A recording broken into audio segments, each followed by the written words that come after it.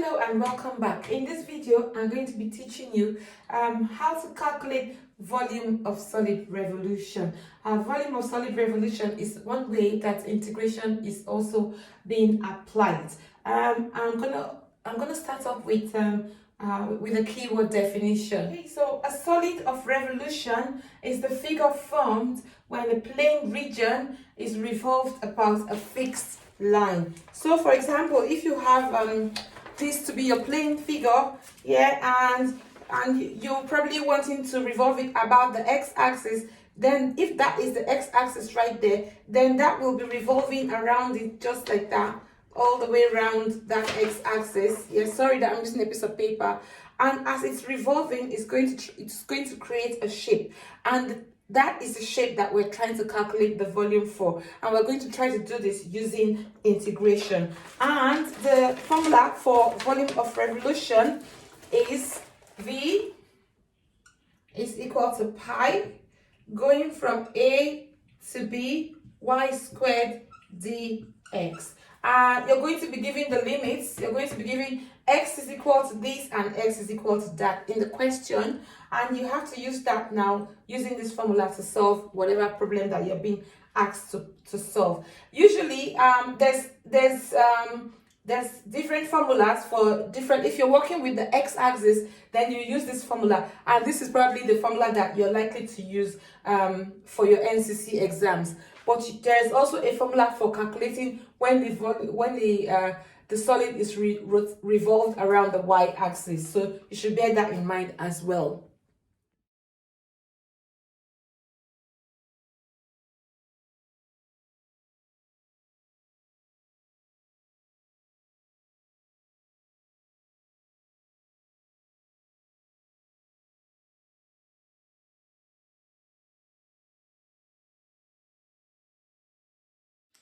Now, this formula is used for when we are revolving about the x-axis. For, like if I'm going to illustrate that, then I'm going to be like, if you have something like this,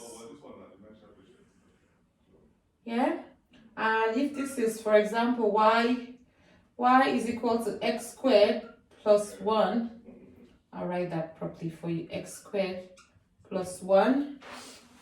Yeah, and you're revolving it about the x-axis. If this is x and this is y, then it's probably going to make a shape like, of course, if you're going between 1 and 3, and if you keep on revolving it about the x-axis, it's probably going to make a shape that looks like this, yeah? And this is kind of the shape that you want to calculate the volume of. And for this type of problem, you need to use the V is equal to pi y squared dx. Yeah. If you had a different type of problem where it's revolving about the y-axis, then it will be a different formula, which is going to be V is equal to pi going from whatever to whatever x squared dx. But for this NCC course, this is the only formula that is required, because you're only required to be able to revolve it about the x-axis. So if this is the problem that we're trying to find the volume for, if that is y is equal to x squared plus 1, then applying this formula, we would have that the volume would be equal to pi going from 1 to 3, y squared would be x squared plus 1 squared. Yeah, substituting y is equal to x squared plus 1. Let's do this expansion, and then we can rewrite that problem. V would be equal to pi going from 1 to 3.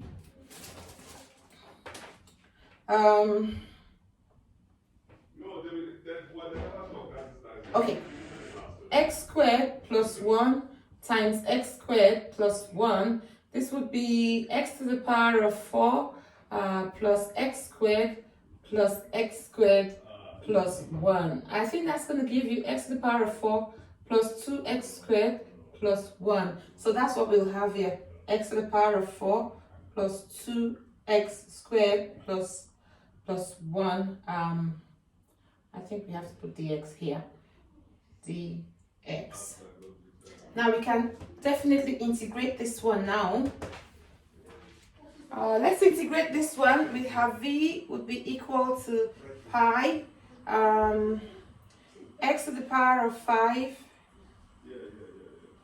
over 5 plus 2x to the power of 3 over 3 plus 1x, which I'm going to leave as x, going from 1 to 3. And now we can just treat that as a definite integral problem. You can leave your pi outside where it is, and when you're finished with the calculation, you just leave it in there. V would then be equal to pi, substituting 3 to the power of 5 over 5 plus 2 times 3 to the power of 3 over 3 plus 3 minus 1 to the power of 5 over 5 plus 2 times 1 cubed over 3 plus 1. And we can just put this into our calculators and find out what the answer is. This should give you the volume to be equal to 1066 over 15 pi units cubed. Remember, it's volume, so it's got to be units cubed. Okay, let's look at another example. Now, this example is typically how your question is going to look in the exams.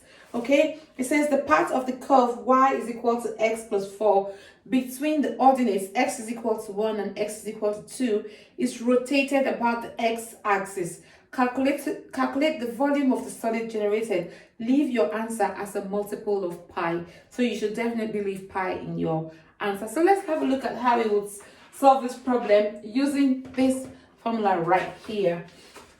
It says that it's between the ordinates 1, x is equal to 1 and x is equal to 2. So let's do this then. If v is equal to pi going from 1 to 2, then we can write that v is equal to pi going from 1 to 2. Y squared, that would be y is equal to x plus 4. So that would be x plus 4 squared dx. And this is what we have to now calculate, leaving pi in our answer. Yeah, we need to first start off by expanding this x plus 4. So if we have x plus 4 times x plus 4, we would have x squared plus 4x plus 4x plus 16. That's going to give us x squared plus 8x plus 16. If we replace x plus 4 squared by that, then we would have v is equal to pi going from 1 to 2, x squared plus 4 plus 8x plus 16 dx. And now we can integrate this, and we're going to have pi x cubed over 3 plus 8x squared over 2 plus 16x going from 1 to 2. And now all we have to do is substitute when x is equal to 2 and when x is equal to 1, and then we can do the subtraction. This is going to give us pi 50 2/3 minus 20 1/3, which is equal to 30 1/3 pi cube. Yeah, pi units cube. Okay, and that's the solution to that problem. And that's the last one that I'm going to do for this topic. Yeah, and I think we would have lots of practice for you, assessed activities on Moodle right up on WeBridge website, WeBridge Moodle. So you need to go off there if you're a WeBridge student studying for the NCC Foundation exams. You need to go up to the Moodle and you need to go and have a go at your assessed activity, which is attached to Volume of Revolution, and complete it so that you can begin to build up your marks.